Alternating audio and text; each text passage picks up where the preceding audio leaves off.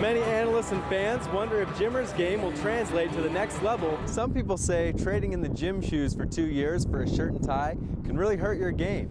While Jimmer was unaware he even broke the Mountain West scoring record, he's looking forward to having his name right here next to Danny Ainge. And the weather is finally warming up, and for sports fans, that means one thing: it's time for baseball. Well, if BYU is going to pull this off, it looks like Gonzaga will probably have to get Jimmered. And we have last year's Cinderella story, Butler. About a month ago, things looked bleak after a road loss to Youngstown State. Jimmer's been watching the Jazz play some ball, but the Jazz are taking notice of him. Well, maybe not all of them. Who that? Jimmer for that. But most of the players I talked with say Jimmer's got game. I gave him a little round of applause when they introduced him, and I think he's a really good player. He can flat out score the basketball. He's pretty much can shoot it as soon as he steps in the building. I'm in his corner all the way. I want to see him be the best guard in the country, and I think he is.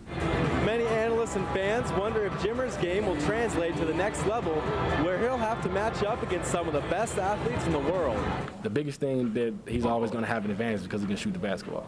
A lot of guys in the league don't shoot the ball like he does now. So as long as he's got that, he'll be able to play in the league for a long time. And because he can handle the ball, he'll be able to play both guard spots. Right now, mock NBA drafts project Jimmer will get drafted anywhere from a lottery pick to the late first round. But Ronnie Price says he's worth the pick. You know, a kid that plays the way he plays, tempo, and his understanding of the game of basketball. I think he has a great future ahead. I wish him the best, and I hope GMs and owners out there get a chance to watch him play, and they feel the same. Are you kidding me? In the Energy Solutions Arena, Andrew Geddes, KBYU.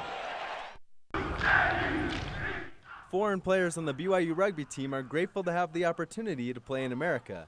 But as the federal government puts more immigration laws in place, getting that chance is becoming more difficult.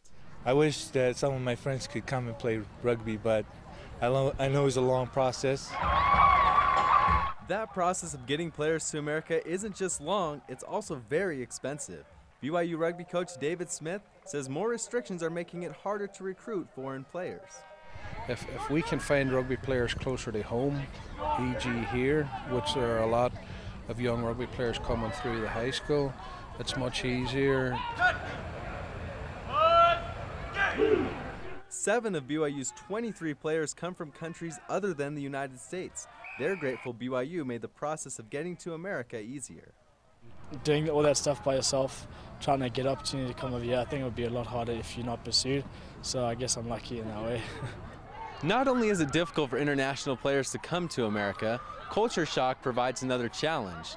But players and coaches say rugby makes the adjustment easier. So it was a little difficult at first, but I mean, the rugby guys have helped me out so much, get used to BYU and get used to everything, and now I love it. Like I said, I mean, the rugby helps so much, and the fact that we got an awesome rugby team also just helps so much. As the immigration debate heats up, many international athletes wonder what the future holds for younger athletes wanting to play in the United States. I can't see it getting easier, I can only see it getting more difficult. You know, I think it's always something that you're going to be able to work through, or at least I hope that, but I don't see it getting any easier anytime soon. Reporting from BYU campus, Andrew Geddes, Immigration Nation. Kyle Collinsworth will take his talents to Russia this spring, but not for basketball. He'll give up the hardwood to pound the pavement in southern Russia. Yeah, Russia, Vladivostok, and I leave on May 18th, and I'm just excited. 8 players on this year's team served missions all over the world, from Salt Lake City to Australia. They say adjusting back to the court isn't an easy process. You know, it took a little bit out, especially your legs felt a little bit tired and just getting back in the game. But, after a while, you're back in shape and ready to go. Some people say trading in the gym shoes for 2 years for a shirt and tie can really hurt your game. But the return missionaries on the BYU team say they wouldn't trade their experience. It's the best decision I ever made was to go out and serve a mission and to do it right. I loved it. I'd take the mission over basketball any day. Some critics of BYU athletics say the Cougars have an unfair advantage because their players are 2 years older and stronger. But Chris Collinsworth and others have a different opinion. Yeah, right. I definitely don't think we have an advantage when you have to come home and try to get in shape. And like I said, it's super tough, it's hard, and it set me back a little bit, but it'll work out. Kyle says he's not worried about being able to come home and contribute to the team when he returns to the States. I know it's the right thing to do, and I'm just excited about it.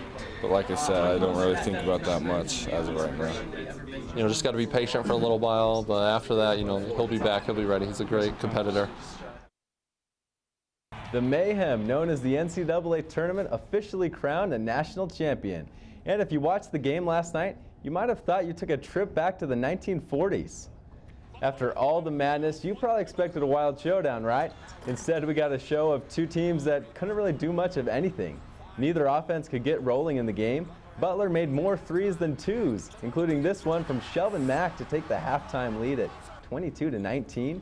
Into the second we go, and the struggle continued for both teams. Butler shot only 19% from the floor, while UConn missed a few less shots to take home the title, scoring only 53 points.